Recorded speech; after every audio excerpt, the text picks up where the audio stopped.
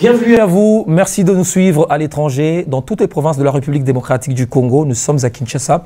Bienvenue à tous dans cette émission Grand Dossier. Notre invité, c'est le secrétaire général du parti présidentiel, l'UDPS, Augustin Kabouya. Avec lui, nous allons décrypter l'actualité politique en République démocratique du Congo. Augustin Kabouya est notre invité. Bienvenue à vous et merci d'avoir accepté notre invitation. Merci, cher frère, de m'avoir invité. Alors, nous allons commencer cette émission à parler d'abord de votre parti, l'UDPS, le parti présidentiel. Je l'ai dit, comment se porte l'UDPS aujourd'hui? On dit que vous traînez les pas pour organiser le congrès. Vous êtes dans l'illégalité. Merci beaucoup, monsieur le journaliste, pour la question. Si vous trouvez quelqu'un qui vous parle que nous traînons les pieds pour organiser le congrès, il faut aussi lui poser la question. Est-ce qu'aujourd'hui, la priorité de la population de notre pays, c'est la tenue du congrès de l'UDPS ou bien résoudre ce qui est comme problème au niveau de cette même population? Je pense que la réponse est simple. Ce qui est prioritaire, c'est d'apporter la solution aux problèmes de notre peuple. Puisqu'en 2023, quand le chef de l'État va se présenter devant les souverains primaires, on ne va plus lui poser la question combien de fois votre parti aurait organisé le congrès. Puis si nous entrons sur ce terrain-là, l'UDPS a été créé le 15 février 1982. Statutairement parlant, c'est après chaque 5 ans que l'UDPS est obligé d'organiser le congrès. Et poser la question aux donneurs de leçons, combien de fois l'UDPS a organisé le congrès depuis sa création? C'est un débat sans objet. D'accord. Mais pendant ce temps, les actes posés par le président intérimaire n'auront véritablement pas leur effet. Non, je peux vous dire que c'est une distraction. Si quelqu'un réfléchit comme ça, pas plus tard qu'il y a des semaines ou bien une semaine, l'intérimaire a contresigné les ordonnances du président de la République.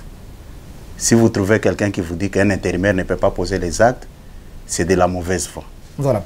Alors nous allons parler de vos partenaires. Votre partenaire, le FCC, et Cash, vous êtes aujourd'hui dans le cadre d'une coalition. Comment elle se porte cette coalition aujourd'hui? Parce que, sur le point de vue populaire, rien ne marche. Moi, je peux vous dire que par rapport à votre question, ça fait pratiquement une année, 7 mois, si je ne me trompe pas, que nous sommes ensemble avec nos amis du FCC.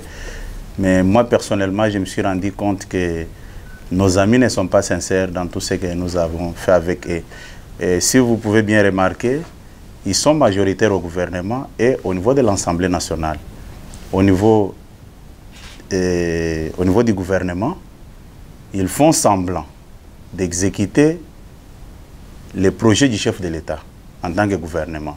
Et au niveau de l'Assemblée nationale, qui est un organe délibérant, un organe de contrôle, on ferme les yeux là où ça ne marche pas. C'est pourquoi je dis, personnellement, je ne fais plus confiance à tout ce qui se passe ces derniers temps, puisque moi-même, j'ai travaillé avec eux, je me suis rendu compte que nos amis ne sont pas sincères avec nous.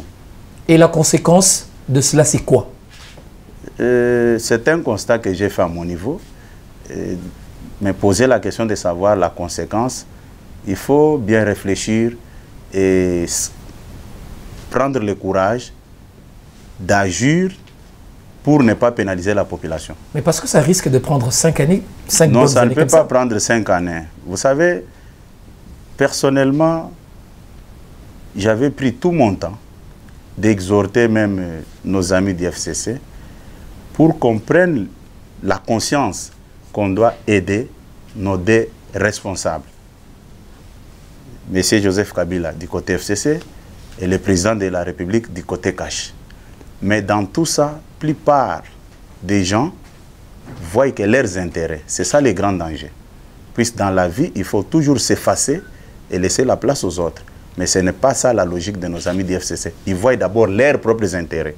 Et ils ne disent pas la vérité à leur chef. Ok. Alors, la mauvaise volonté se situe où? Au niveau des lieutenants du FCC ou au niveau des hauts responsables? Je cite ici le président de l'ancien président de la République. Non, moi je n'ai jamais, je parle des délégués du FCC. Vous parlez des délégués? Il faut bien préciser la chose.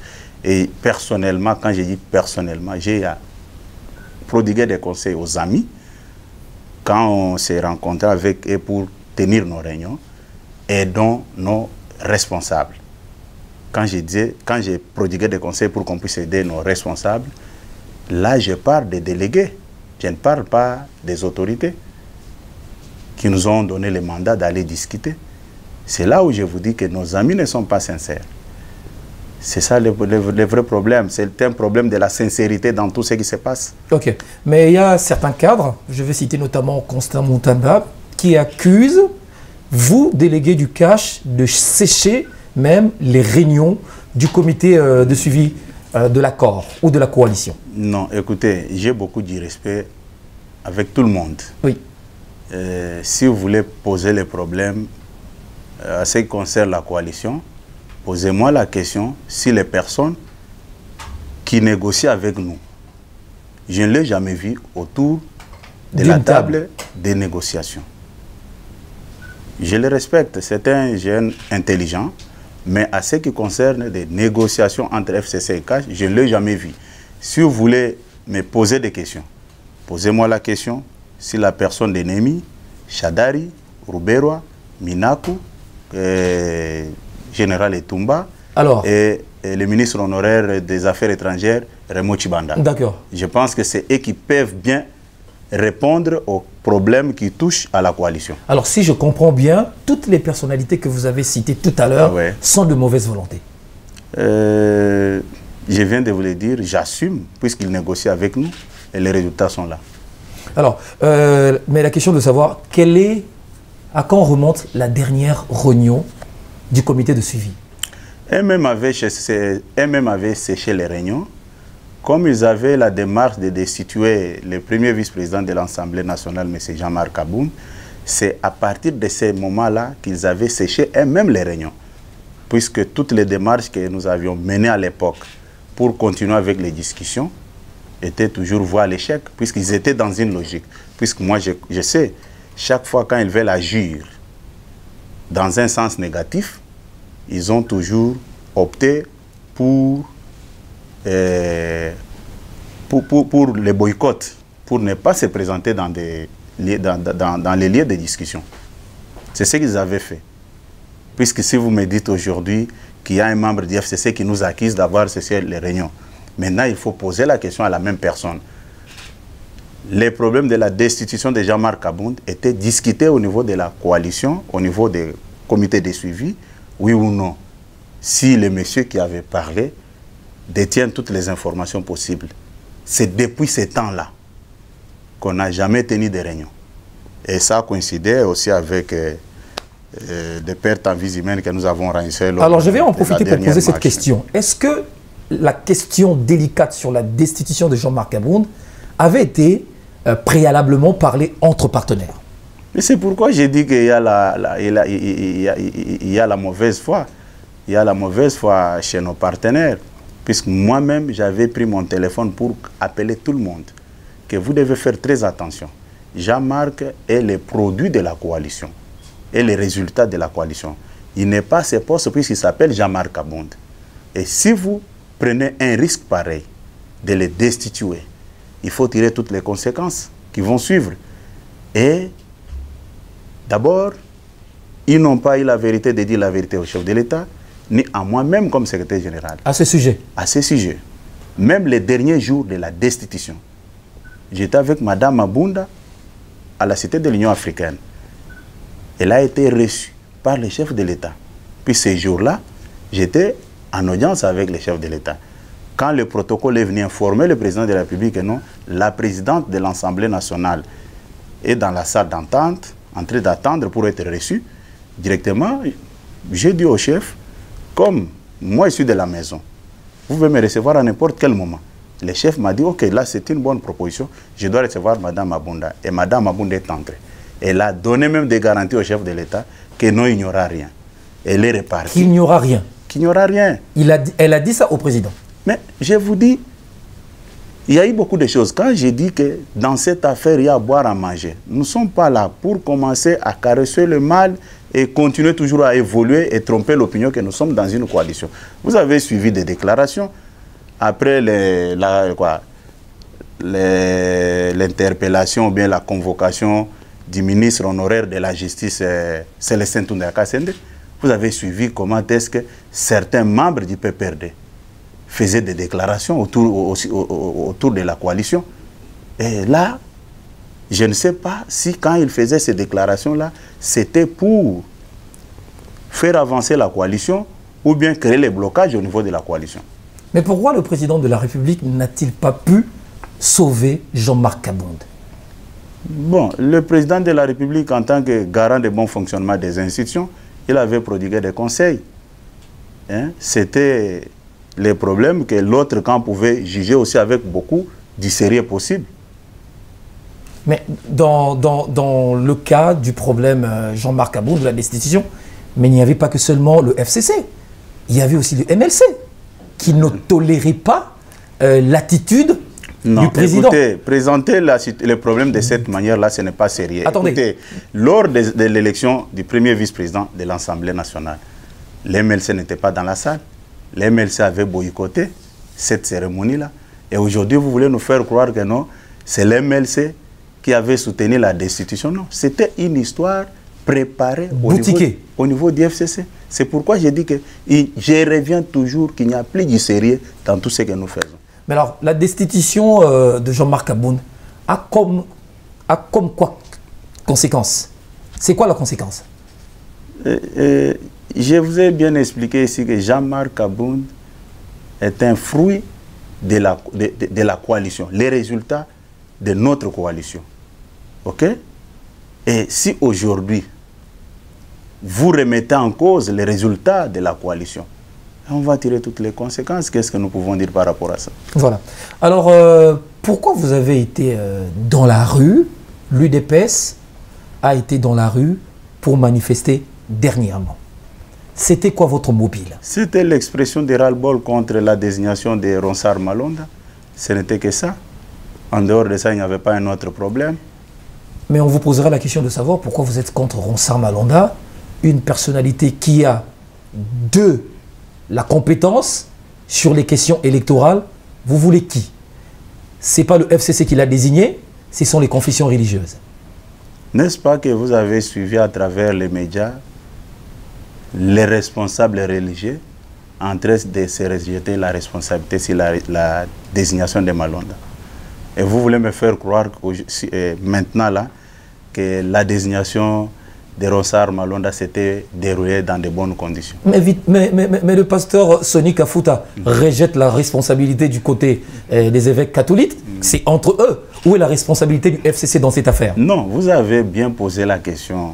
Il ne faut plus vous contredire vous-même. Allez-y. Vous avez dit pourquoi vous contredisez et vous acharnez sur la désignation de Malonda. Oui. Et je vous ai dit, et je vous ai posé aussi la question, pourquoi les confessions religieuses elles-mêmes ne s'entendent même pas sur la désignation de Malonda?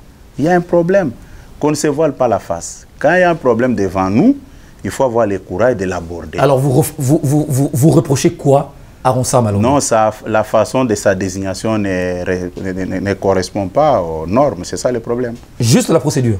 Mais c'est ça le problème. Tous ceux qui commencent mal et qui se terminent mal ne peuvent pas vraiment apporter la meilleure solution au problème. Alors que dites-vous par exemple de la MOUCA qui exige à ce qu'il y ait d'abord un audit, des réformes au sein de la CENI avant de procéder?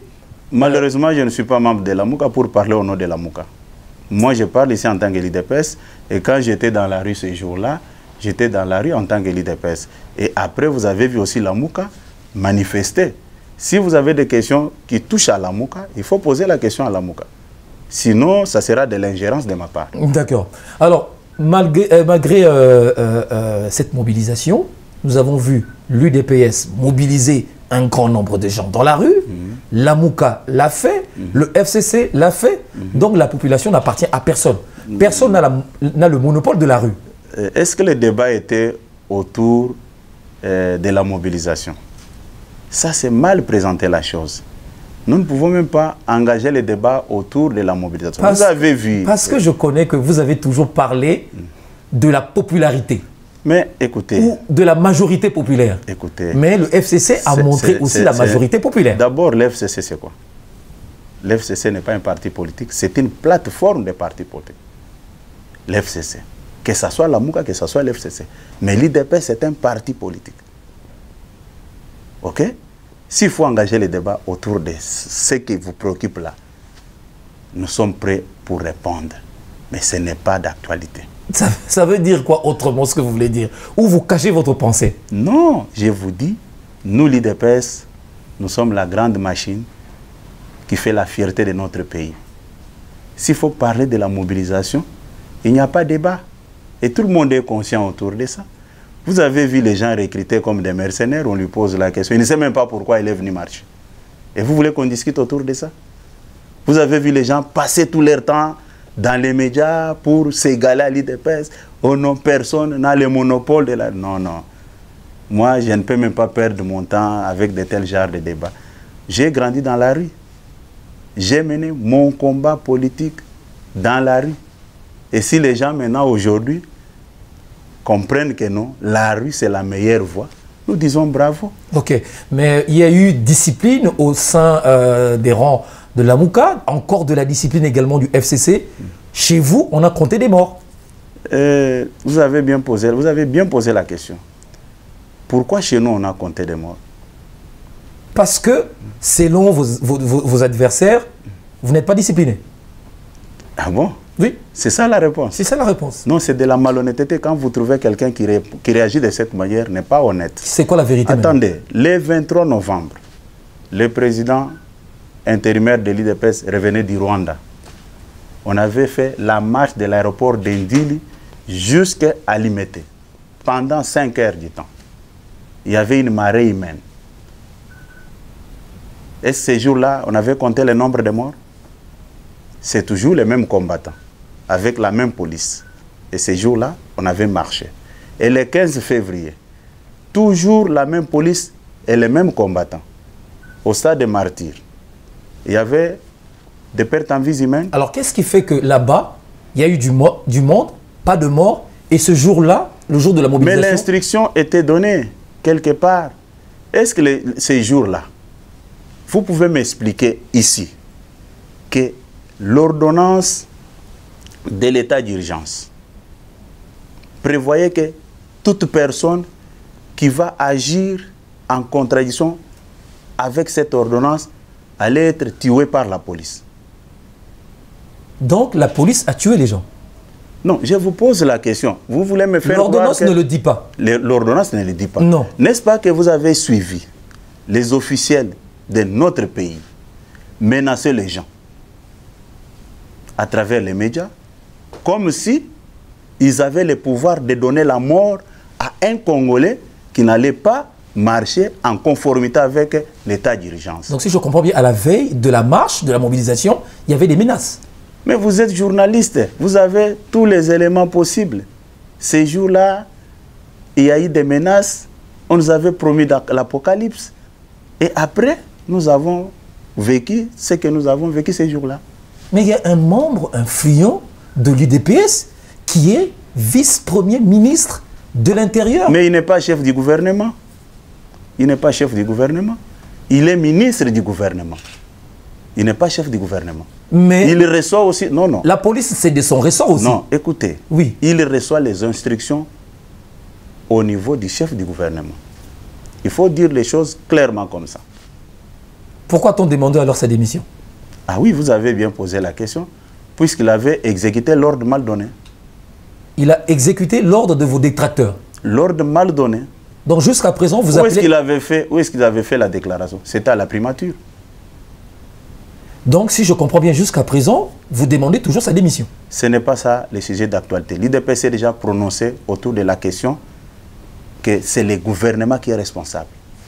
Ce n'est pas le vice-premier ministre qui est responsable et nous étions clairs dans notre communiqué. Ok.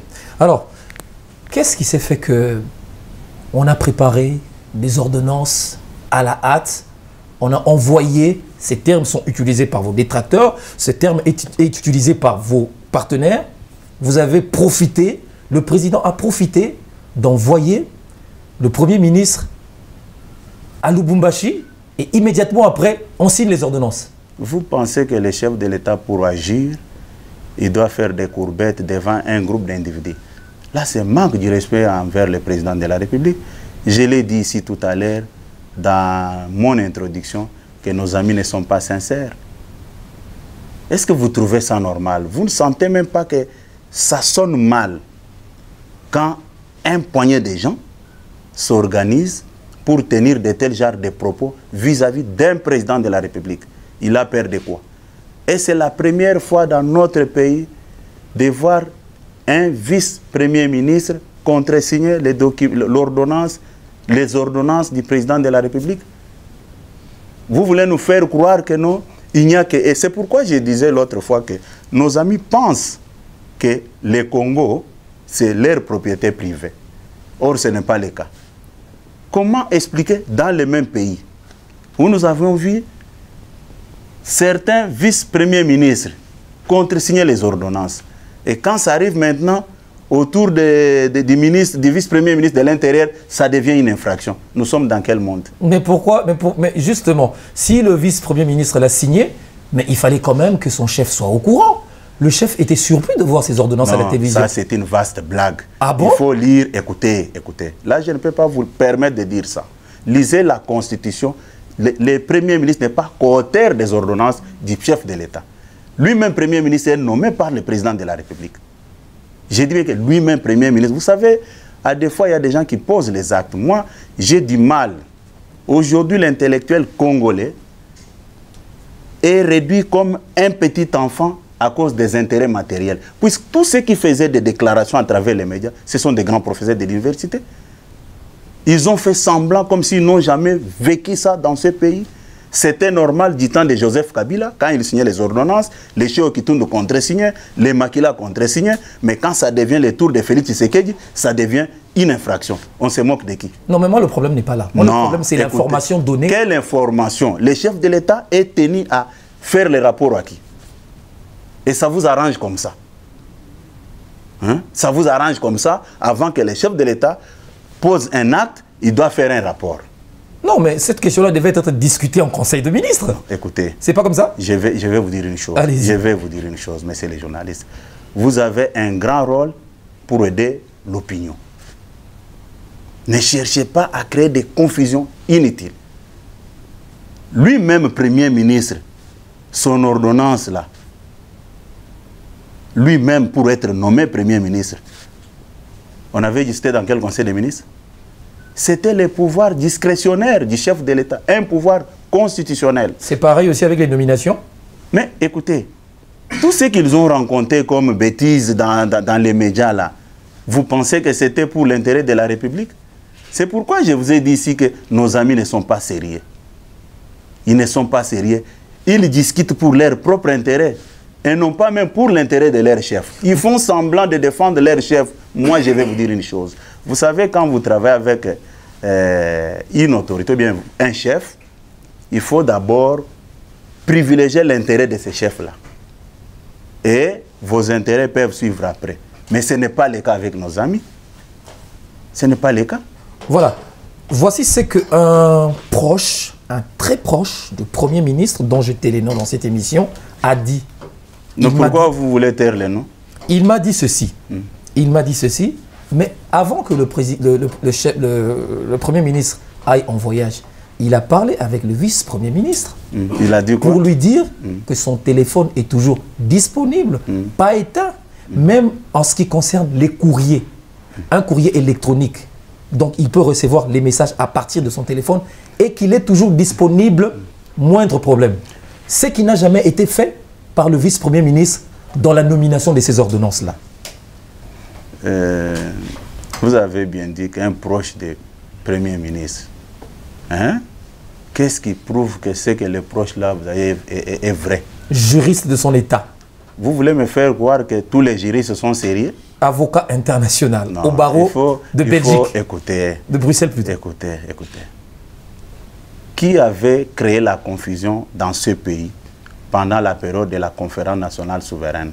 Ce n'était pas des juristes? Pour nous faire croire que la conférence nationale souveraine est égale à la conférence constitutionnelle. Ce n'était pas les juristes? Ce n'est pas un bon exemple. Moi, je vais vous dire que ce qui est arrivé et le chef de l'État peut agir quand il trouve que c'est nécessaire pour agir. Pourquoi ça pose problème?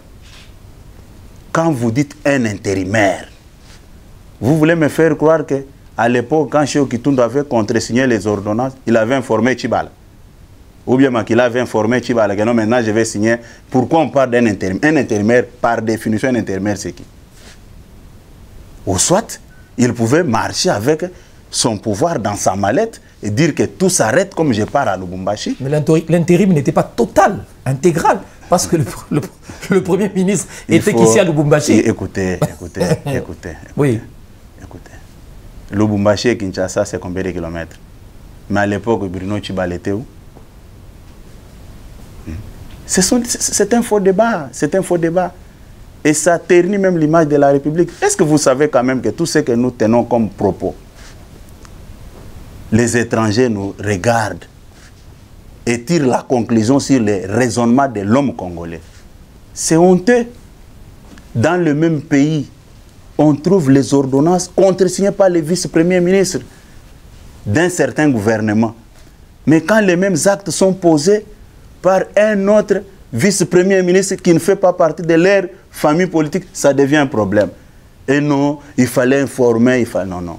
Ça ternit l'image de la République et de l'intellectuel congolais. Ce n'est pas responsable. D'accord. La vie est devenue très chère. Monsieur le secrétaire général, la République démocratique du Congo, ça ne va pas.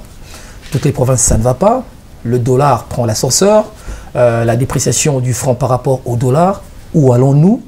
Mais aujourd'hui, les débats se situent sur les crises internes entre partenaires, alors que l'essentiel, l'économie, les routes, on n'en parle pas. Qu'est-ce qui se passe? Monsieur le journaliste, vous êtes intellectuel. Vous avez un grand rôle d'éduquer la masse. Vous voulez me faire croire que la situation que nous traversons dans notre pays, c'est seulement ici, en République démocratique du Congo. Donc vous voulez dire le Congo? Attendez. Allez-y. Vous savez, quand on fait quelque chose avec la mauvaise foi, oui. Même si aujourd'hui, vous prenez votre femme, vous donnez à la personne, il ne va plus vous croire, puisque au départ, il a la mauvaise foi. Qu'est-ce que je veux dire?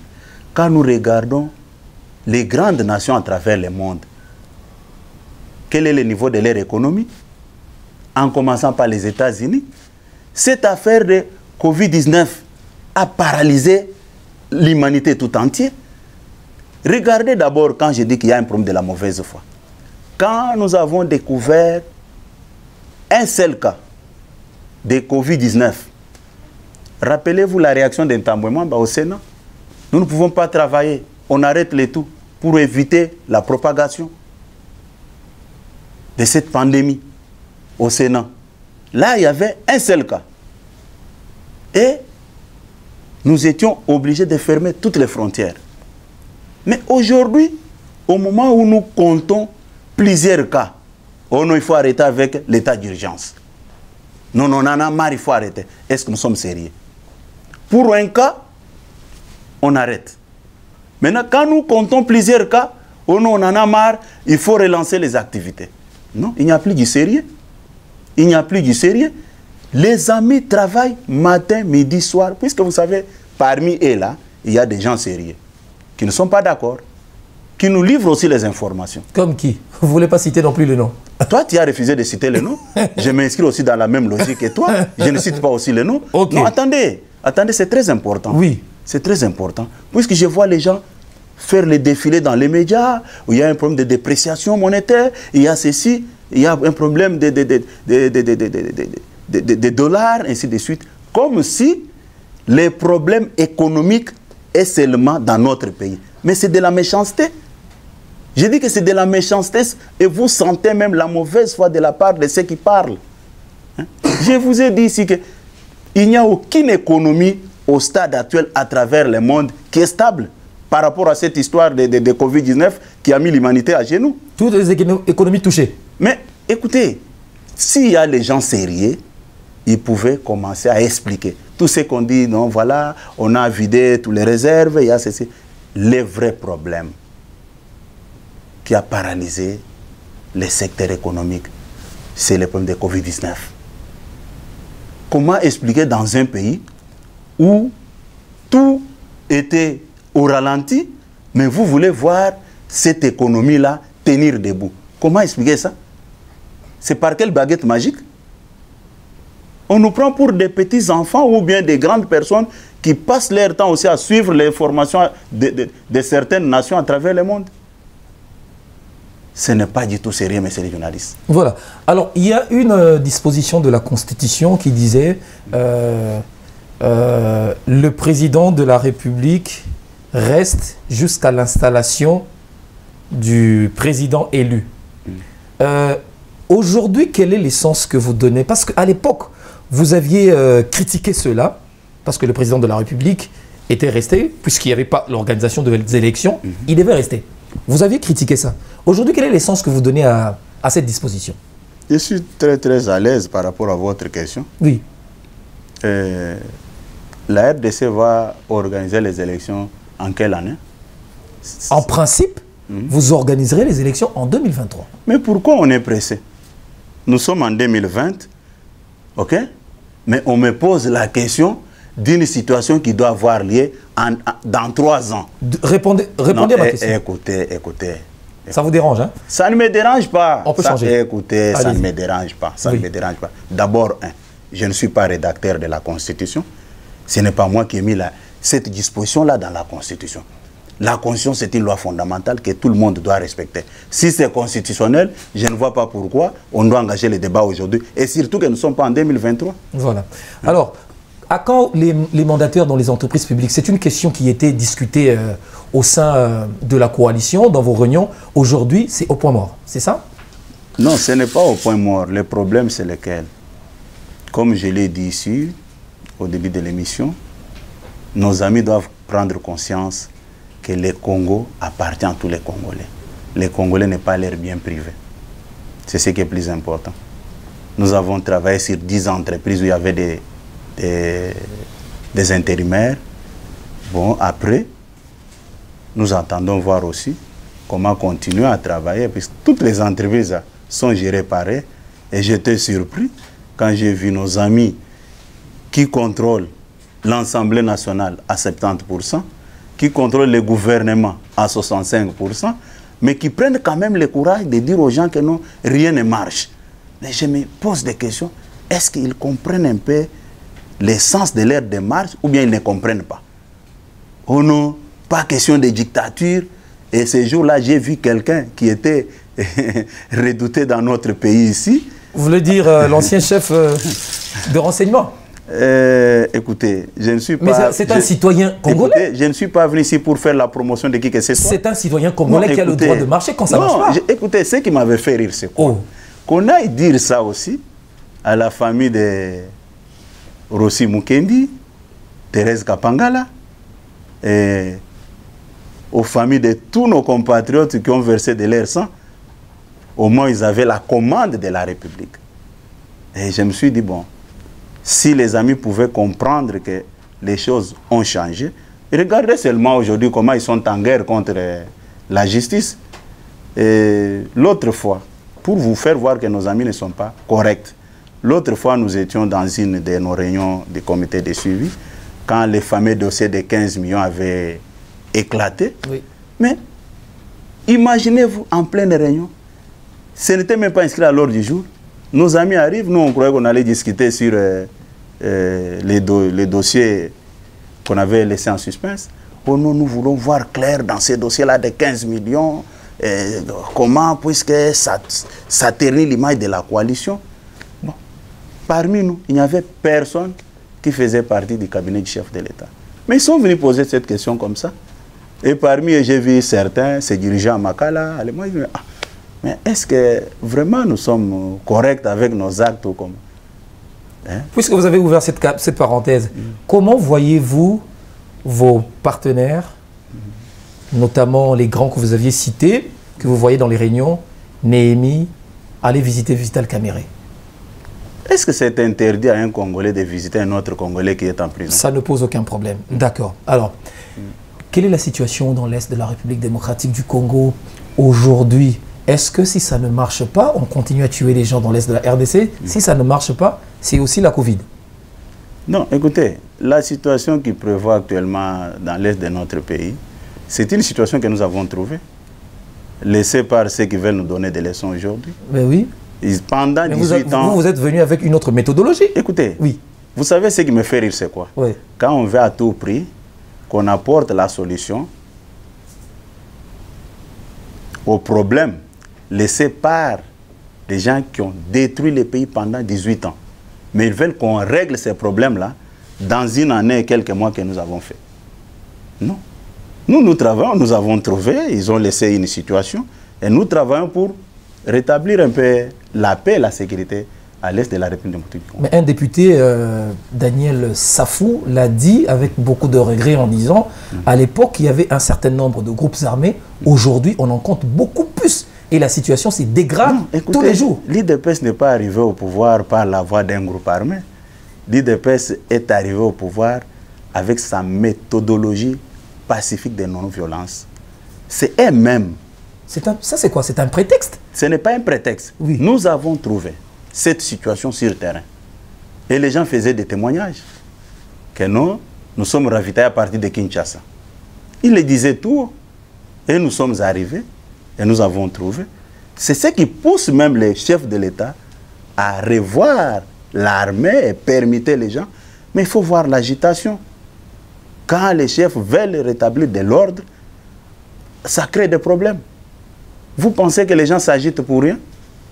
Les gens s'agitent puisqu'ils ont des dividendes dans tout ce qui se passe comme des ordres dans le pays. C'est pourquoi nous disons nous ne pouvons pas laisser passer des choses comme ça. D'accord. Mais à l'époque, je lisais même un tweet de celui qui était le chef de votre parti, devenu aujourd'hui président de la République, quand Joseph Kabila était encore au pouvoir. À chaque mort, c'était comptabilisé sur le compte de Joseph Kabila. Et aujourd'hui, les morts d'aujourd'hui, on va les comptabiliser sur le compte de qui? Vous avez bien posé la question, à moins que je me trompe. Nous venons, nous trouvons une situation sur le terrain créée par les gens que vous venez de citer. La situation-là est créée par les gens que vous venez de citer. Puisque nous, quand nous sommes arrivés au pouvoir... Donc la guerre est créée par vos partenaires? Écoutez, quand nous sommes arrivés ici, quand nous sommes arrivés au pouvoir, n'est-ce pas que nous avons trouvé tous ces groupes armés-là en train de témoigner que certains sont ravitaillés par Kinshasa? Là, l'IDPS était au pouvoir. Qui vous a dit qu'il y a eu coupure des cordons ombilicaux de ces groupes armés avec leurs fournisseurs? Qui vous a dit ça? C'est une situation que nous sommes en train de mûrir pour apporter la solution. Et le président de la République avait fait cette promesse d'établir un QG là-bas. Est-ce que cette promesse, aujourd'hui, elle tient encore? La promesse est de mettre un quartier général au niveau de l'Est, mais à moins que je me trompe.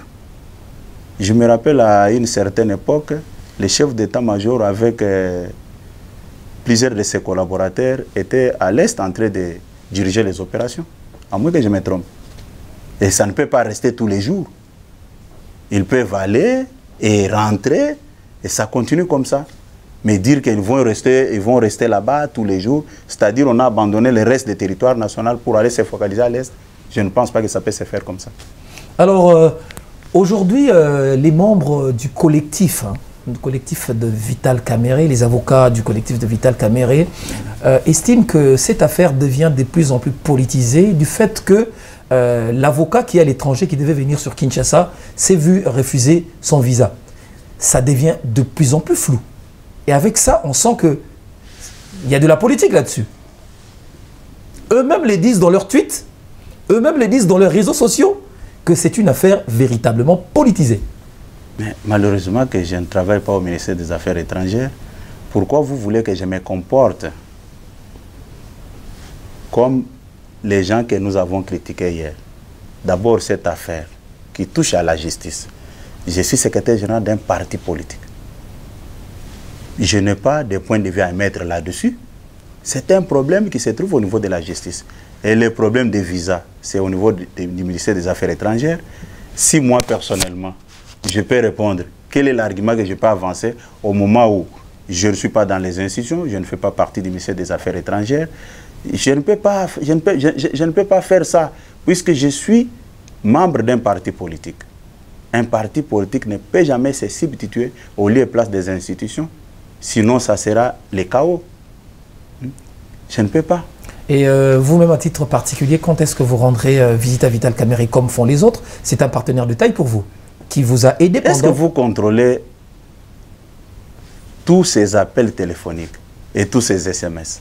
Si, non, je ne parle pas des appels, si vous avez appelé Vital Kamerhe, rendre visite, parce que vous, rendre visite, puisque si vous vous déplacez, les médias le sauront. Hein. Écoutez, vous pensez que les délégués de l'INC, qui sont aujourd'hui dans les entreprises publiques, ils sont tombés du ciel sans le quitus du président de l'INC? Vous pensez que les choses sont... Je ne parle pas de ça. Hein? Je ne parle pas de ça. Non, je te pose la question. Il est vrai qu'il est au courant, oui, il est au courant, ça se passe entre vous? Non, non, ce n'est pas qu'il est au courant. Il a donné son quitus. Bien sûr. Il a dit, j'envoie tel document à telle personne. Ok? Je ne peux pas parler de certains problèmes privés. Aujourd'hui, si je parle avec le président de l'INC au téléphone, sur une situation quelconque, s'il cherche même à connaître mon état de santé, je dois sortir, aller rencontrer ça sur le média, que non, voilà, il a dit ça, ça. Je ne dis pas que vous allez rencontrer. Oui, voilà, je dis... Visite. Écoutez, s'il y a des gens qui veulent faire des promotions, mais ce sont les mêmes qui voulaient voir clair dans le dossier de 15 millions. C'était les mêmes qui voulaient encore voir clair dans ces dossiers-là. Vous pensez qu'aller visiter quelqu'un, c'est quelque chose d'extraordinaire? Non, ça doit venir du fond du cœur. Merci. Ouais. Alors, je vais profiter de poser cette question parce que j'ai suivi cette émission. Dans une émission reçue, on a reçu le chef de l'État, on lui a posé la question, vous battez pour que les investisseurs viennent en République démocratique du Congo, venir investir pour pousser l'économie. Mais comment faire venir ces investisseurs dès lors que la situation dans l'Est de la RDC, elle est véritablement délicate? Et la réponse du chef de l'État, si j'avais une réponse à cette question, j'allais vous donner. C'est pas trop responsable, ça? Non, écoutez, vous avez parlé du chef de l'État. Oui. C'est une bonne chose. Le président de la République est une institution. Oui. Et le président de la République a un porte-parole. Oui. Ici, je parle comme IDPS. Oui. Je ne parle pas comme le porte-parole du président de la République. Mais moi, je peux aller plus loin pour vous dire, si les investisseurs ne sont pas venus jusqu'aujourd'hui, mais c'est par rapport à la situation que nous déplorons ici. C'est par rapport à la situation que nous déplorons ici. Toutes les frontières fermées. Mais vous demandez quand même aux investisseurs de venir chez vous. Par quel mécanisme ils vont entrer? Pouvez-vous me citer un seul vol régulier qui a déjà fait le trafic sur Ndjili ou bien sur Loano Lubumbashi? Ces investisseurs-là doivent venir par pirogue ou bien ils vont tomber du ciel comme ça? Non. Qu'on ne cherche pas à faire croire à l'opinion que si les investisseurs ne sont pas arrivés, parce que non. Il y a une situation mondiale que tout le monde doit d'abord regarder avant de chercher des midi à 14h que non, voilà, on attendait les investisseurs. Un jour, j'ai discuté avec un membre du parti. Oh non, j'ai des investisseurs, j'ai pris contact. Moi, je dis, mais oh, écoutez, vous êtes sûr que ces investisseurs-là vont venir? Leur propre pays, les frontières sont fermées. Ici, chez nous, les frontières sont fermées. Bon, comment ce dernier peut quitter son pays et arriver chez nous? C'est pratiquement impossible. C'est pratiquement impossible. Hein? Qu'on ait le courage de dire que non, le contexte, la situation que nous traversons maintenant ne nous facilite pas les choses. Mais comme il y a toujours la mauvaise foi, de chercher à faire croire à l'opinion que non, voilà, si ça ne marche pas, parce que comme j'ai suivi certains de vos confrères en train de tirer sur l'IDPS, non, l'IDPS n'a aucune vision sur le pays, et ce sont les mêmes, quand les faits Tshisekedi étaient en vie, ils passaient tout leur temps à nous critiquer. Non, attendez, les jours où Tshisekedi va mourir, cette histoire-là de l'IDPS va disparaître. Mais après la mort de Etienne Tshisekedi, les gens nous sous-estimaient. Les gens ne savaient pas que si Tshisekedi meurt aujourd'hui, l'IDPS va montrer ses vraies couleurs. Et après la mort de Tshisekedi, l'IDPS est arrivé au pouvoir, sans Tshisekedi. Ok? C'est la même chose aujourd'hui. Tous ceux qui font du bruit de gauche à droite, le président de la République a montré à la face du monde de quoi il est capable. Dernièrement, avec la situation de l'armée zambienne, qui occupait une grande partie de notre territoire. Et c'était devenu aussi un sujet d'actualité. Oh non, notre pays est occupé par les étrangers, comme si c'était la première fois. Mais il a résolu le problème par la voie du dialogue. Ok? Il y a que les gens se tranquillisent. Souvent, quand les gens nous critiquent, ils nous aident beaucoup. Les gens nous aident beaucoup. Puisque vous savez, je pense que je ne dis pas que vous l'avez dit, je ne sais même pas si vous aussi, vous étiez dans cette logique-là de critiquer l'IDPS. Non, à l'IDPS, écoutez, oui. Nous avons suivi beaucoup de bêtises qui se rencontrent sur le parti. Et à chaque moment, quand les gens parlent, nous faisons semblant, nous prenons position. L'IDPS est un coquille vide. Il n'y a pas une crème intellectuelle à l'IDPS. L'IDPS va disparaître avec la mort de Tshisekedi. Mais nous avons montré à la face du monde que ce que les gens pensaient de nous, ce n'était pas ce que nous, l'IDPS, nous représentons. Nous sommes arrivés au pouvoir sans Étienne Tshisekedi, puisque nous étions formés par Étienne Tshisekedi. Même la situation que nous traversons ici, les gens doivent se tranquilliser. Nous ne disons pas que tout va... Vous allez la gérer? Non, j'ai dit que nous allons surprendre tout le monde. Ok. Alors, ouais. Puisque nous ne sommes pas arrivés au pouvoir pour nous enrichir. Nous avons gardé notre esprit des peuples d'abord. D'accord. Alors dites-moi, à la fin du mandat du chef de l'État, qui sera finalement comptable devant le peuple? Parce que vous avez un Parlement composé, vous avez dit 70% composé par le FCC, votre partenaire, le gouvernement 65% c'est eux. Qui sera finalement comptable dès lors que vous avez évoqué le manque de volonté de leur part? Qui sera comptable? Nous ne sommes pas les petits-enfants. On s'organise aussi pour contourner cette affaire. Dans les 3 ans qui vous restent? Oui, j'ai dit, nous ne sommes pas des petits-enfants. Que les gens continuent toujours à rêver, à nous sous-estimer. Et on va surprendre tout le monde. D'accord. Ok, nous allons pratiquement terminer cette émission. La situation dans le Congo central. Il se dit que l'UDPS soutient et derrière Atumatu Mwana. Atumatu Mwana est devenu pratiquement un peu têtu, il n'écoute personne. Il y a eu une lettre du procureur près la Cour constitutionnelle qui a demandé à ce qu'il puisse quitter. Il est toujours là, il y a des marches, malgré tout, il ne part pas. Qui est derrière Atou finalement? Merci beaucoup. Je pense que les problèmes que vous posez aujourd'hui, ça a été déjà posé au niveau des comités de suivi. Déjà? Oui. Mais pourquoi il n'y a pas de solution? D'abord, non, écoutez, je vais vous répondre, soyez calme. Oui. L'Assemblée provinciale du Congo central est majoritairement FCC. Oui. Mais quand les procureurs du Congo central avaient demandé qu'on puisse résoudre ce problème au niveau de l'Assemblée nationale, à moins que je me trompe, quand les députés avaient traité le dossier, puisqu'il y a des déchéances dans beaucoup de provinces, initiées par les députés. Oui. Mais eux-mêmes, ils avaient toute la matière pour résoudre les problèmes. Est-ce qu'ils avaient pris le courage de les destituer? Et aujourd'hui, l'IDPS a combien de députés provinciaux au niveau de l'Assemblée provinciale du Congo central? Hein? Quand ça ne marche pas, c'est ça la mauvaise foi dont je parle. Mais les députés provinciaux avaient exigé son départ. Non, écoutez, c'est faux. C'est faux. Je me rappelle, quand j'avais abordé les problèmes au niveau des comités, j'avais posé cette question aux amis. Mais vous avez une majorité au niveau de l'Assemblée provinciale. Pourquoi vous n'avez pas obtenu la tête du gouverneur? Et aujourd'hui, on cherche toujours des boucs émissaires. Que non, voilà, l'IDPS est bon, l'IDPS soutient les gouverneurs comment? C'est la politique, on ne sait pas. Non, je demande comment. Non. Les vrais problèmes, à l'époque, ils voulaient mettre ça sur la tête du vice-premier ministre et ministre de l'Intérieur. Et j'avais dit aux amis, vous n'êtes pas sincères si vous présentez la chose de cette manière-là. C'est comme ça que j'avais signé un communiqué pour protester contre cette démarche. Nous avons combien de députés? Nous n'avons même pas 5 députés au niveau de l'Assemblée provinciale. Et quand ça ne marche pas, vous dites que non, c'est l'IDPS.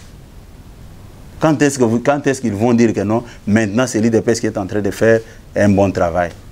Et surtout que nous sommes dans une coalition. Si nous sommes sincères les uns envers les autres, on peut évoquer de tels genres de problèmes.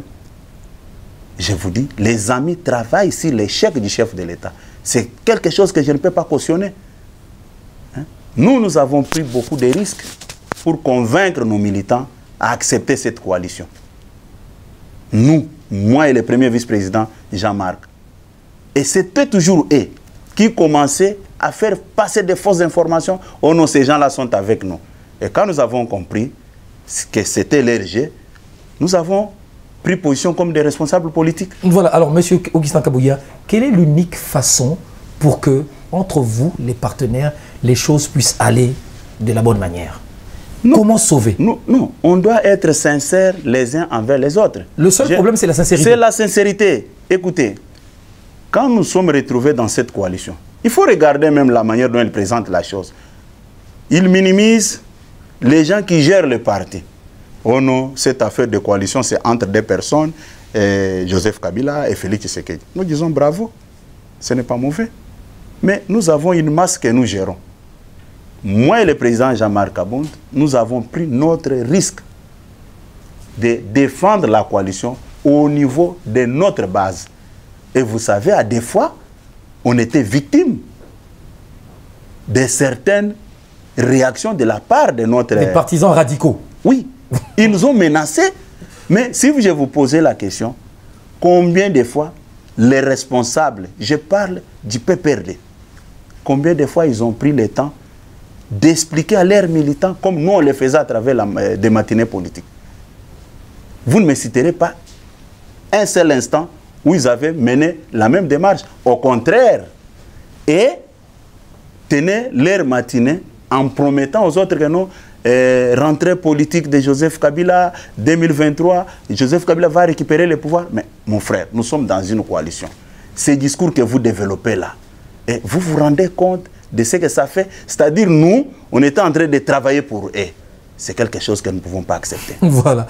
Mais jusqu'au point que dans la dernière émission, vous avez même dit à cette population, à vos membres, vos partisans, que Joseph Kabila est crédible.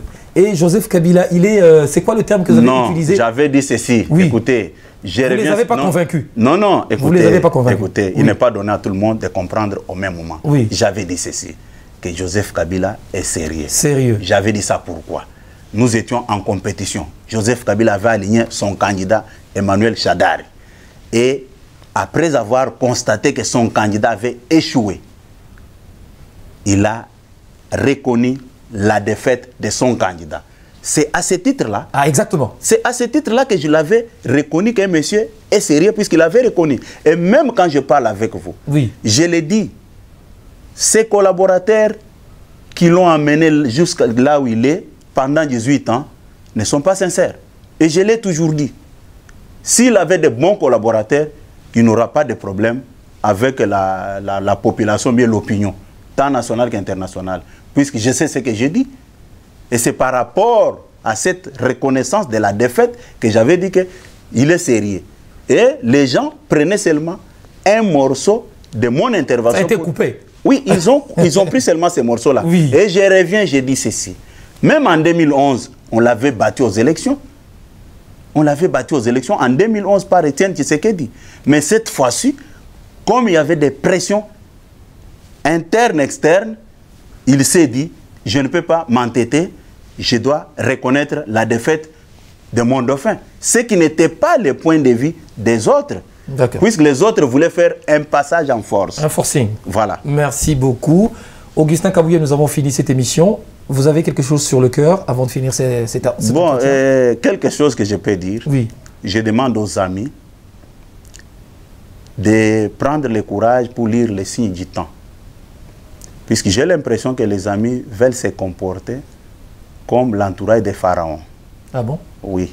Vous savez, dans le livre d'Exode, hein, le créateur des cieux et de la terre avait déjà libéré les enfants d'Israël.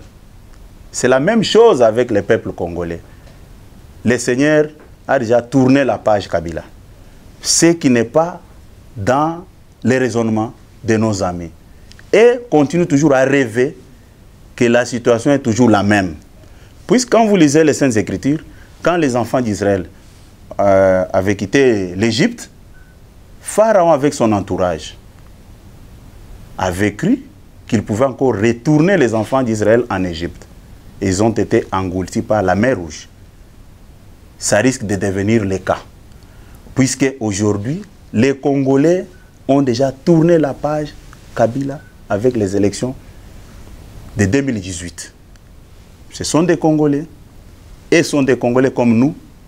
Ils doivent comprendre que le Congo n'est pas une propriété privée. Mais je regrette seulement qu'ils veulent monter des histoires de gauche à droite. Regardez même, j'ai vu, et ça m'avait fait mal au cœur, j'ai vu une dame en train de mentir à la télé qu'elle a été agressée par 100 personnes de l'IDPS. Or, les morceaux de vidéos que j'ai de cette dame-là, avec les garçons blessés au niveau de l'œil comme ça, ça ne se marie pas. Et elle est en train de parler dans cette vidéo-là, bon filmer, il ne faut plus filmer, il ne faut plus filmer. C'est elle-même qui s'adressait à son entourage. Non, elle s'est trahie. Elle s'est trahie, mais regardez les dangers. Oui. J'ai vu les amis passer avec cette dame-là en train de présenter, d'étaler les mensonges sur la place publique. Oh non, mes proches m'avaient protégé, on jetait des pierres. Mais comment on jette des pierres sur un véhicule? Il n'y a pas eu casse de vitres, ni quoi, mais 100 personnes. Or, j'ai la vidéo. Je peux vous donner ça, puisque après quand je dis que j'avais eu pitié, puis ce sont nos alliés, oui. Au lieu de se focaliser sur l'essentiel, ils avaient pris tout leur temps pour recruter les mercenaires sans vision de ce qu'ils faisaient. C'est comme ça qu'il y avait des contradictions. Quand on tendait le micro à quelqu'un, il dit autre chose, et quand on voit comme ça, oh non, nous ne voulons pas. Bon. Bref, je voulais seulement dire, le chef de l'État a rétabli la démocratie. Puis ces jours-là, j'ai vu même ceux qui nous arrêtaient hier dans la rue en train de dire nous marchons pour protéger, pour défendre la démocratie. Ne vous moquez, ne vous moquez des personnes. Non, je ne me moque pas. Écoutez, non, non, non, ça il faut retirer. Je ne me moque des personnes. D'accord. Ce sont nos alliés. Oui. Ils doivent comprendre. Les jours où ils vont changer leur politique de l'hypocrisie, oui. Vous allez me voir encore sur ce plateau parler en bien, comme je le faisais. Voilà, Augustin Kabouya, cette émission est terminée. Merci de nous avoir reçus. Je rappelle que vous êtes secrétaire général de l'UDPS, le parti présidentiel. Merci d'avoir répondu aux questions de grands dossiers. C'est moi qui vous remercie puisque vous m'avez honoré pour la deuxième fois, afin que je vienne échanger avec vous sur les dossiers d'actualité de notre pays. Merci de l'avoir fait. Merci à vous également d'avoir suivi cette émission ici à Kinshasa et même dans les provinces de la République démocratique du Congo et surtout également à l'étranger. Portez-vous bien, à très bientôt et avec le même plaisir.